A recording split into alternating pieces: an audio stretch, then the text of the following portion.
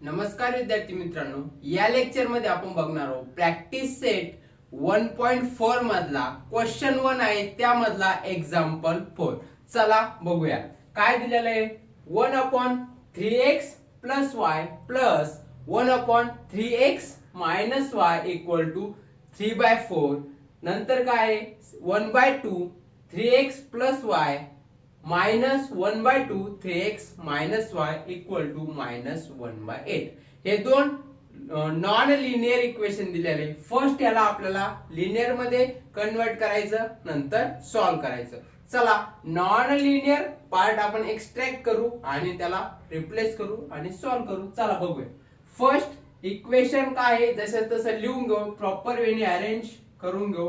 1/3x plus y plus 1/3x minus y equal to 3/4 आणि याला equation 1 असं नाव देऊ. नंतरचं इक्वेशन काय आहे बघा 1/2 हे नंतरचं इक्वेशन आहे upon 3x plus y minus 1/2 3x minus y equal to minus 1/8 आणि याला इक्वेशन 2 असं नाव देऊ. यामध्ये 1/3x प्लस आणि 1/3x मायनस y हे जे आहे नॉन लिनियर पार्ट आहे तो आपण एक्सट्रॅक्ट केला, त्याला रिप्लेस करू m आणि n नी. चला लिहा मग. substituting 1/3x plus y equal to m and 1/3x minus y equal to n. Okay. आता हे बघा याच्यामध्ये 1/3x plus y त्याला m नी रिप्लेस केलंय, मग आपण m प्लस आता 1/3x मायनस y ला काय ने रिप्लेस केले आपण n ने, तिथे लिहा n इक्वल टू 3/4 जसं तसा याला आपण इक्वेशन 3 असं नाव देऊ. ओके. आता नंतर इथं 1/2 जसं तसा आणि 1/3x प्लस y याला रिप्लेस कशाने केलं m ने, तर इथं m प्लस 1/2 इथं प्लस नाही इक्वेशन मध्येच मायनस दिलेला आहे, so minus 1/2 n equal to minus 1/8. हे कॉन्स्टंट याला इक्वेशन 4 असं नाव देऊ. आता हे लिनियर मध्ये कन्वर्ट झालं. हे non linear equation linear equation मध्ये कन्वर्ट झालं. आता याला काय करायचंय, सॉल्व करायचंय इलिमिनेशन मेथडनी, डिटर्मिनंट मेथडनी, जी तुम्हाला आवडती ती मेथड.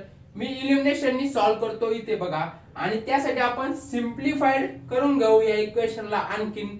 जर कधी मी ह्या इक्वेशनला संपूर्ण इक्वेशनला 4 ने मल्टिप्लाय केलं आणि ह्या संपूर्ण इक्वेशनला मी 8 ने मल्टिप्लाय केलं तर हे आणखीन सिम्प्लिफाईड होऊन जातं. सो इथं लिहा तुम्ही मल्टिप्लाय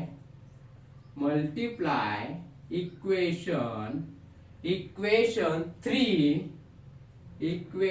3 by 4 and equation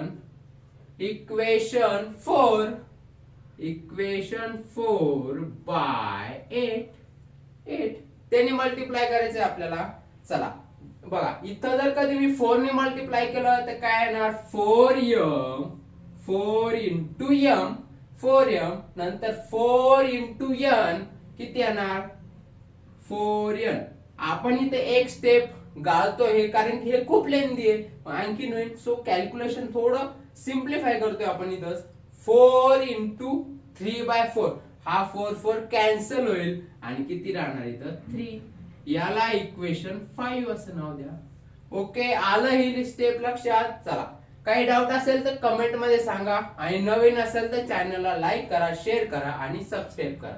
चला बघा 8 into 1/2 किती येणार 2 4 येणार इथं 2 इंटू 8 ने जाणार 4m मायनस आता 8 इंटू 1/2 परत किती येणार 4n इक्वल टू हा 8 आणि हा 8 कॅन्सल झाला -1/8 इंटू 8 8 कॅन्सल उरला किती -1 ही स्टेप 6 सॉल्व याला इक्वेशन 6 असं नाव द्या. आता हे simplified linear equation in 2 variable झालं. हे एलिमिनेशन मेथडनी इझिली सॉल्व करायचे बघा. कोएफिशियंट सेम आहे सगळे सेम आहे सो आपण काय करू हे इक्वेशनला ऍड करू दोन्ही मग काय होईल आपल्याला m आणि n भेटून जाईल. लिहा इथं add equation 5 and 6 5 and 6 equation 5 and 6 काय 4m बघा 4m plus 4n equal to 3 plus 4m minus 4n equal to -1 हे झालं बघा. ऍडिशन करायची आता हे बघा प्लस 4n मायनस 4n काय होणार कॅन्सल होणार. इथं 4 आणि 4 किती येणार इथं 8m इक्वल टू 3 मायनस 1 किती येणार 2 आणि m इक्वल टू किती येणार 2/8 सो कट करा बेग बेचोक 8 सो m किती आला m आला 1/4 m भेटला आपल्याला 1/4 सो लिहा पुट m in इक्वेशन 5 मध्ये इक्वेशन 5 मध्ये द्या टाकून त्याला m ला तर इक्वेशन 5 काय आपलं 4m plus 4n equal to 3 so 4m m किती घ्यायचा इथं m किती आपला 1/4 सो m ला रिप्लेस करा 1/4 plus 4n equal to 3. Okay येतंय लक्षात मित्रांनो. चला कमेंट मध्ये सांगा पटपट. हे 4 कॅन्सल झाला इथे राहिला 1 प्लस 4n इक्वल टू 3. हा 1 इकडे गेला 1 प्लस मध्ये इकडे गेला काय होणार मायनस सो काय राहणार तिथं 4n इक्वल टू 2 राहणार आणि n इक्वल टू किती येणार 1/2 वेगवेगळे बेजून 4. सो इथं पण एक 2 स्टेप गाळल्या मी पटकन लक्षात आलं तर सांगा. कॅल्क्युलेशन आपल्याला सिम्प्लिफाय करायचे म्हणून n इक्वल टू 1/2 आणि m इक्वल टू आपल्याला भेटले 1/4. पण इथपर्यंत झालंय का नाही आपल्याला ऍक्च्युअली x आणि y ची व्हॅल्यू काढायची आहे. आता आपण काय करणार लिहा रिसबस्टिट्यूटिंग म्हणजे काय m इक्वल टू काय घेतलेलं आहे आपण 1/3x plus y 1/3x plus y ही m ला रिप्लेस केलेलं आहे. m किती भेटला आपल्याला 1/4 equal to 1/3x plus y. Solve करा क्रॉस मल्टिप्लिकेशन नी बघा काय येणार 3x plus y equal to 4 आणि याला इक्वेशन किती झाले आपले 6. याला इक्वेशन 7 असं नाव देऊन टाका. नवीन इक्वेशन आलंय. आता n इक्वल टू किती घेतलंय आपण 1/3x minus y 1/3x minus y. So n किती आला आपला 1/2 आणि 1/3x मायनस y. हा so cross multiplication 3x minus y equal to किती येणार 2. हे झालं याला इक्वेशन 8 असं नाव देऊन टाका.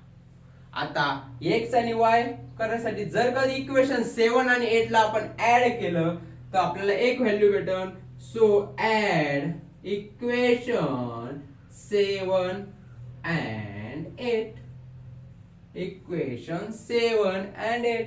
इक्वेशन 7 काय आहे 3x plus y equal to 4 आणि 3x minus y equal to 2. So y get cancel. किती येणार 6x equal to 4 मधून 2 गेला, इथं आला 2. इथं 4 मधून 2 नाही, आपण काय करतोय ऍडिशन करतोय. सो 4 plus 2 किती येणार 6. सो x किती भेटला आपल्याला 1. x किती भेटला आपल्याला 1. आता y काढण्यासाठी काय करायचं आपल्याला, y काढण्यासाठी दोन्ही पैकी कोणत्या पण एका इक्वेशन मध्ये पुट करायचं आहे.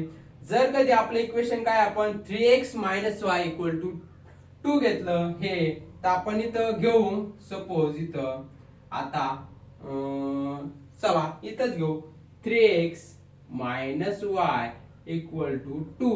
x किती आला आपला 1. सो इथे किती येणार 3 minus y equal to 2. So किती येणार सॉल्व करून y equal to 1. y equal to 1 solve करा, सिंपल आहे. अशा प्रकारे x आणि y आपल्याला भेटला. x किती भेटला 1 आणि y किती भेटला 1. सो मित्रांनो फायनली काय लिहायचं, solution of this equation is order pair xy equal to x 1 आणि y 1.